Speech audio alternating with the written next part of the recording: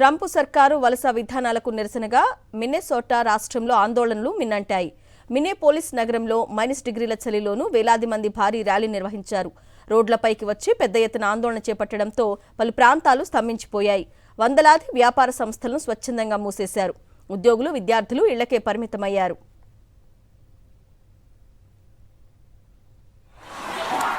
మిన్నేపోలిస్కు federal ఏజెంట్లు వచ్చిన తర్వాత జరిగిన అతిపెద్ద నిరసన ప్రదర్శన ఇదే. ఐస్ పోలీస్ గో బ్యాక్ అంటూ వేలాది మంది నినాదాలు చేస్తూ రోడ్లెక్కారు. సెయింట్ పాల్ విమానాశ్రయంలో వందలాది మంది ఆందోళన చేపట్టారు. ఈ నిరసనకు న్యూయార్క్ వంటి దూర ప్రాంతాల నుంచి కూడా తరలివచ్చారు.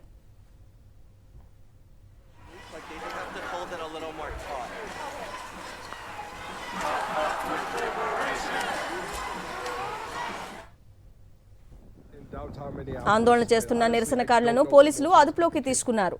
ఎయిర్పోర్టు వద్ద నిరసన చేపట్టిన వారిని స్కూల్ బస్సులో తరలించారు. సుమారు 100 మందిని అదుపులోకి తీసుకున్నారు.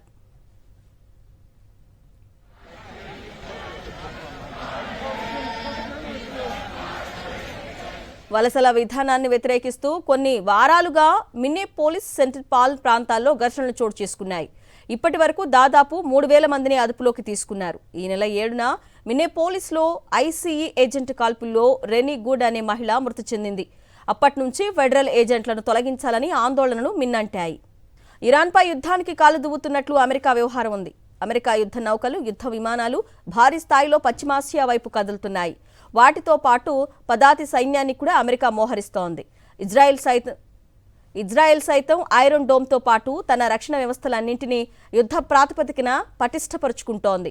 ఏ క్షణంలో దాడి జరిగినా ధీటుగా ఎదుర్కొనేందుకు సిద్ధపడుతోంది. తాజా పరిణామాలతో పశ్చిమాసియాపై మరోసారి యుద్ధ మేఘాలు దట్టంగా కమ్ముకుంటున్నట్టే కనిపిస్తోంది.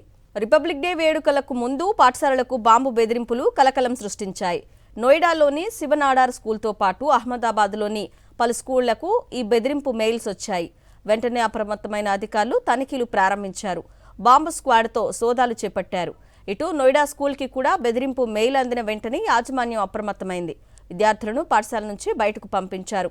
బాంబు స్క్వాడ్, డాగ్ స్క్వాడ్ బృందాలు తనిఖీలు నిర్వహించాయి. కశ్మీరు మంచు మయమైంది. లోయలో ఎటు చూసినా అడుగుల మేర మేటలు వేసిన మంచే కనిపిస్తోంది. ఇళ్లు, చెట్లు, రోడ్లు, వాహనాలు అంతా మంచే. హిమాలయ ప్రాంతాల్లో భారీగా హిమపాతం నమోదవుతోంది.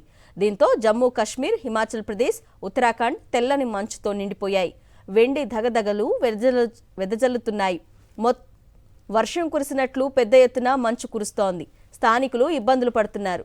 భారీ హిమపాతం కారణంగా జమ్మూ కాశ్మీర్లో జనజీవనం అస్తవ్యస్తంగా మారింది. కాశ్మీర్ అంటేనే భూతల స్వర్గం. అక్కడ అన్ని ఆకర్షణలే. వీక్షకుల కళ్లకు పండుగే.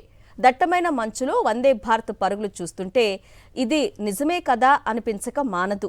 భారీ హిమపాతంతో జమ్మూ కాశ్మీర్లో రైల్వే ట్రాకులపైన భారీగా మంచుమేటలు వేసింది. కత్రా, శ్రీనగర్ మధ్య నడిచే వందే భారత్ రైలు ట్రాకులపై ఉన్న మంచును కోసుకుంటూ ముందుకు దూసుకెళ్తున్న దృశ్యాలు చూపరులను కట్టిపడేస్తున్నాయి.